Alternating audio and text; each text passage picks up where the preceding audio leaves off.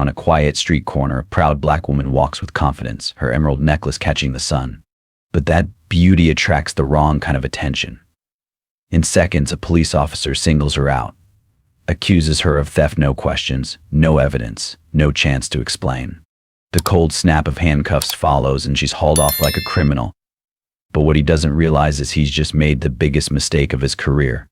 Before we dive into this story, let us know in the comments where you're watching from. And don't forget to hit subscribe and share this video because what you're about to hear will leave you shaken. The late afternoon sun spread gold across the quiet streets of Harmontown, North Carolina, casting long shadows between brick storefronts and lampposts wrapped in summer bunting. The town, quaint and proud of its old southern charm, bustled gently. Shop doors chimed with customers. Teenagers cycled past rows of flower beds. The scent of warm asphalt mixed with the tang of barbecue drifting from Carter's Deli on Main. On this seemingly ordinary day, the air held a stillness beneath the movement, like the moment before a storm you didn't yet know was coming.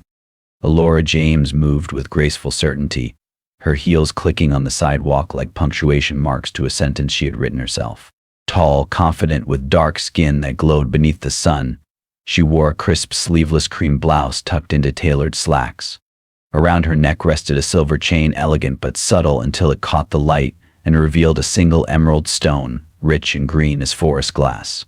It wasn't just jewelry, it was memory and promise, a wedding gift from her husband Elias, a man who loved her in a way that defied every expectation this town had ever set for a woman like her. She had just left a keynote session from the Harmontown Tech Forum, where she had spoken on AI ethics and law enforcement databases. Her name tag was still clipped to her bag. It read Elora James, Systems Architect. As she turned the corner onto Mason Street, her path took her past a row of parked police cruisers idling outside the precinct. Leaning against one of them was Officer Darren Wolf, mid-40s, sunburnt cheeks, buzz-cut hair turned more gray than blonde. He held a styrofoam coffee cup in one hand and wore the kind of smirk that made people look down when passing him. Darren had been on the force for nearly 20 years, not because he was particularly skilled, but because he knew how to survive in systems that rewarded men who never questioned their own authority. To him, the badge was not a symbol of service. It was a shield behind which he could wield suspicion like a weapon. His eyes caught the glint of Elora's necklace and something in him twitched. Maybe it was the way she didn't slow down. Maybe it was the way she held her head high. Or maybe it was just the way she didn't seem to care that he was a cop, and she was a black woman walking alone with confidence. She didn't shrink, didn't smile, didn't nod in acknowledgement. To Darren, that wasn't neutral. That was disrespect. "Hey, you," he barked, stepping away from the cruiser, the gravel crunching under his boots. Elora stopped, brow slightly furrowed, turning toward the voice. Her pulse quickened, not out of fear but calculation. "Yes, officer," she replied, polite but firm, as if testing the air for danger. Darren's tone hardened. "That chain around your neck, where'd you get it?" The question wasn't casual. It was sharp, laced with implication, and it hung in the air like smoke. Elora blinked, briefly stunned. "It's mine," she said simply. "It was a gift from my husband." She could feel the shift now, the way his eyes narrowed, the way his stance grew wider, more invasive. "A gift," Darren repeated, voice dripping with disbelief. "That right? Looks pretty damn expensive. You sure it's yours?" His hand hovered near his belt, not on his gun, but close enough to send a message. Elora's expression cooled. "Yes, I'm sure," she said. "Is there a reason you're asking me this?" She was aware of passers-by beginning to glance their way, a slow circle of unease forming in the air. Darren folded his arms, scrutinizing her with open contempt. He said, "You match a report. Woman with dark skin, fancy necklace, seen leaving a boutique 2 blocks down. Seems awful coincidental, don't you think?" He lied without flinching. And the lie had venom in it. "That's a lie," Elora said quietly, the calm in her voice like a blade. "I just came from the municipal forum. I spoke there." She lifted her badge a little from her bag. He didn't even look at it. "People like you always have an excuse," he scoffed louder now, as if performing. "Always got some speech ready. But this isn't a courtroom, lady. This is real life. And out here, your words don't mean much without proof." Her breath tightened in her chest. She wanted to scream, to shout. But that's what he wanted. Instead, she said, people like me. What does that mean, officer? Her voice was calm, but each syllable was sharpened. Darren took a step closer, nose inches from hers. You know damn well what I mean. You people think you're above being questioned. You walk around like you own the place, dripping in things you didn't earn. Alora's jaw clenched, her fingers curling into fists. I earned every inch of where I stand, and I'm not afraid of you. Darren's lips curled into a sneer. You will be. And in that moment, Alora knew exactly what he was going to do next. A gust of dry wind stirred the dust at their feet as the street around them seemed to grow quieter. As if Harmontown itself held its breath, Alora could feel the air shift. Danger didn't always come with a weapon. Sometimes it came dressed in a uniform, cloaked in entitlement, smelling of stale coffee and misplaced power. Darren's hand moved casually toward his radio, and she knew it wasn't to call for backup, it was to create a narrative. I'm detaining you for questioning, he said loud enough for a couple of onlookers to hear. We've had a report of a woman matching your description involved in theft. You'll need to come with me. Alora's pulse jumped. You have no cause to detain me, she said sharply, her tone cutting through the humid air. I've committed no crime, and I don't consent to being searched or arrested without a warrant or probable cause. Darren stepped in, violating the space between them. You think you're in some college debate? You're not. You're on my street.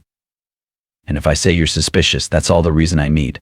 His voice was cruelly calm, honed from years of talking over people who didn't get to talk back. Alora refused to move. No, I'm not going anywhere until I speak with someone who knows the law better than you clearly do. That did it. Darren's composure cracked, and in its place came fury. Put your hands where I can see them. Now, he barked, already pulling the handcuffs from his belt. I said, hands up, Mom. She raised them slowly, deliberately, eyes locked on him, jaw tight with contained outrage. This is an abuse of power, she said. You're making a mistake that will follow you for the rest of your career. Darren grabbed her left wrist roughly, twisting it behind her back with no care for force or decency. Lady, the only mistake here is you thinking you get to walk around acting better than the rest of us. The cuffs clicked shut, cold metal biting into her skin. A small crowd had begun to form, two high schoolers with phones out, an elderly woman peering from behind the window of a bakery, and a middle-aged black man in a postal uniform watching with a clenched jaw and folded arms. You're humiliating yourself, Alora hissed as Darren yanked her toward the cruiser and me. You'll answer for this. Every word. Every second. Darren threw the passenger door open and shoved her in with a force that made her shoulders slam into the seatbelt lock. Get used to the view from the back, he sneered. It suits your kind. Inside the cruiser, Alora's mind raced. Her heart pounded like war drums beneath her ribcage, but her expression stayed composed. She reached slowly into her coat pocket, careful not to attract attention through the tinted windows, and pressed the emergency call button on her phone. One tap. That was all it took. The line connected silently, transmitting every word. 3 blocks away, Captain Elias James was just leaving a city council meeting when the vibration on his phone made his skin crawl. One glance, one name. And then the voice, his wife's voice, sharp, furious, cornered. And then Darren's voice, harsh, smug, calling her arrogant, saying she fit the type. Elias's knuckles whitened around the steering wheel as he turned onto Mason on Street back at the precinct. Darren pulled into the lot with a dramatic skid and yanked Alora from the back seat like he was presenting stolen goods. He dragged her across the tiled floor of the station with all the pomp of a man on a power trip, past the front desk where Officer Mason, the youngest member of the team, looked up with immediate concern. Darren smirked. Got ourselves a live one. Thought she could out-talk me, try to flex that educated attitude. Mason raised an eyebrow. What's the charge? He asked cautiously. Darren's voice lowered, dismissive. Suspicion of theft. Fancy chain, no receipt. Bad attitude. Typical story. Mason hesitated.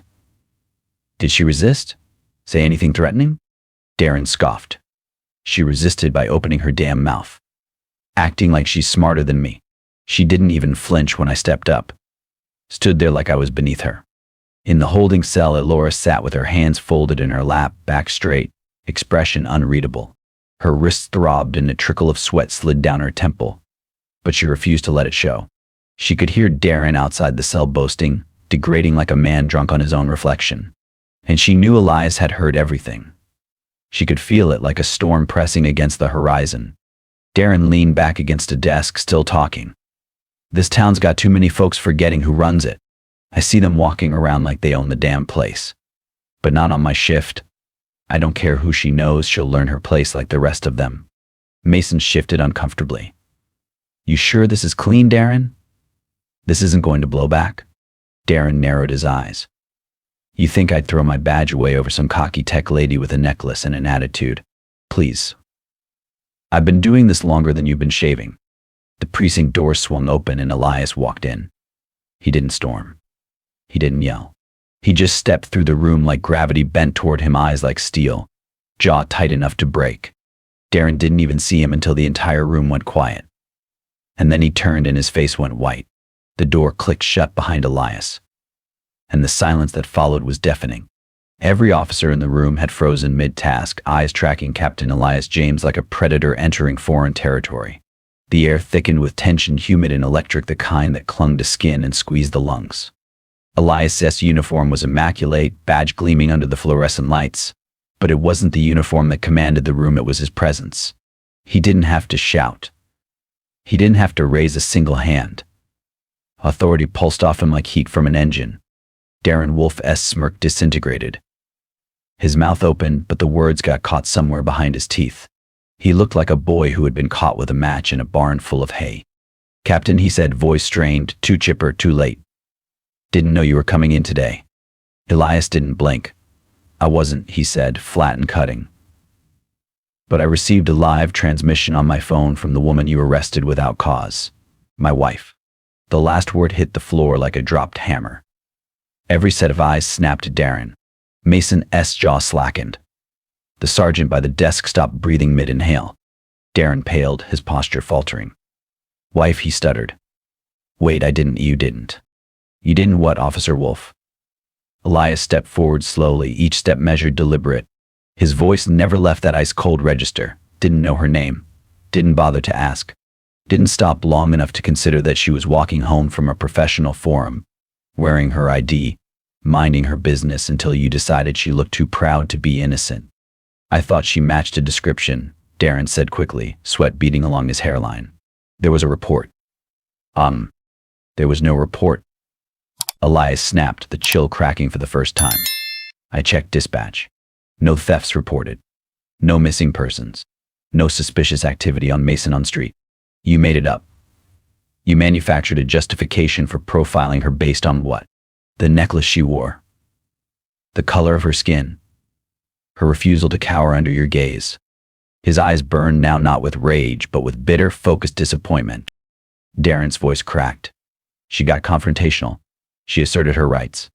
Elias shot back. That's not confrontation. That's citizenship. The room was still. Even the hum of the air conditioning felt muted. Elora sat behind the holding cell bars, her posture regal. Head held high, eyes locked on her husband. She hadn't said a word since Elias entered. Not out of silence, but out of choice. This was his moment now, but it had started with her. And she wasn't just watching, she was measuring the man Darren would be after this ended. Darren swallowed, taking a small, instinctive step backward. Sir, I didn't know she was your. You shouldn't need to know who she belongs to in order to treat her with decency. Elias roared suddenly, and it was the only time his voice ever broke through the ceiling. Elias's voice boomed. You're not just a disgrace to the badge, you're a threat to every citizen who ever trusted you. Darren looked around. No one met his eyes. The room had already judged him. Mason finally said, Captain, I didn't know what was happening, but it felt wrong. Elias nodded. Then remember that feeling. It might be the only thing between justice and a body bag. Turning back to Darren, he declared, you're suspended. Badge. Gun gone. 6 months of racial bias training and psychological review before you can apply for reinstatement. Darren stammered, I didn't mean harm. I thought I was doing the right thing. No, Elias said. You thought power made you untouchable. You saw pride in a black woman as a threat, not a right. Elora then stepped forward. Her voice calm but firm. You tried to humiliate me. You failed. I don't want revenge. I want you to understand what you did. Elias asked softly, "Are you sure?" She nodded. "If we don't help him see the truth, nothing changes." Elias agreed. "One more mistake and it's over." Darren, silent and tearful, removed his badge. For the first time, he looked truly exposed. Elias and Alora walked out together, the sun glowing like judgment behind them.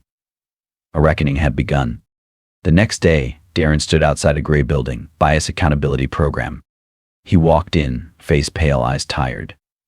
On the intake form, he hesitated, then wrote, "Incident with community member."